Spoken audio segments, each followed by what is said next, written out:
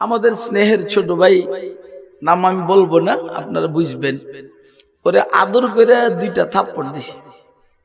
এইটা নিয়ে সারা বাংলাদেশ গর্ব। আমি একটা ভিডিও দেখছি, সে ভিডিওটা হলো এই দেশের বিশিষ্ট গবেষক, আলেম দ্বীন এবং বুজুর্গ মুহিউস সুন্নাহ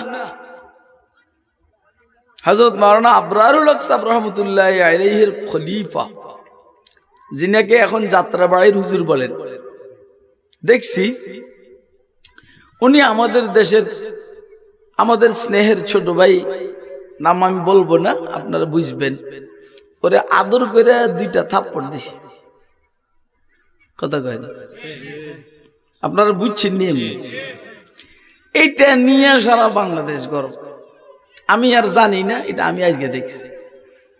আমি ভিডিওটা দেখে বললাম, আরে উনি যে কি পরিমাণ আদর আর মহব্বতের সহিত এই থাপ্পড় দিছেন, যদি এদেশের ফেসবুক ওয়ালারা আর ইউটিউব ওয়ালারা বুঝতো, তাইলে এভাবে উল্টা পাল্টা মন্তব্য করতো কথা কয় না।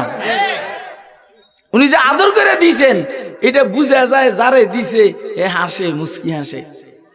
কেউ কালো করে যে রাগ করে থাপ্পড় দেয়, মুস্কি হাসে না,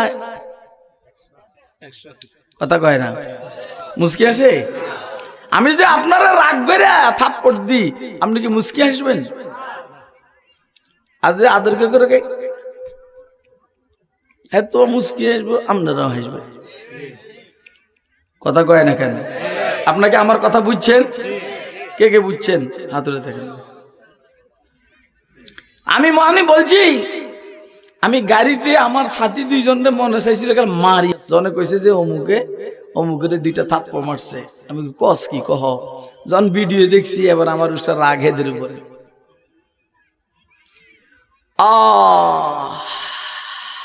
मोहब्बत एक अजीब शय है, बयां करना नामुमकिन है।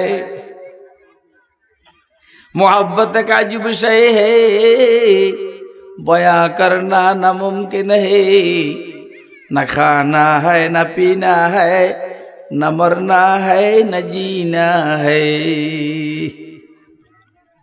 আমার তো মনটা চাইছে যে থাপ্পড় 2টা আমারে দিত, ভালো হইতো।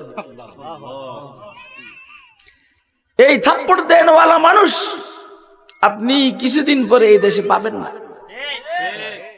সত্যনের মশালবাহী প্রিয় মনীষীদের পাপড়ি টিভি।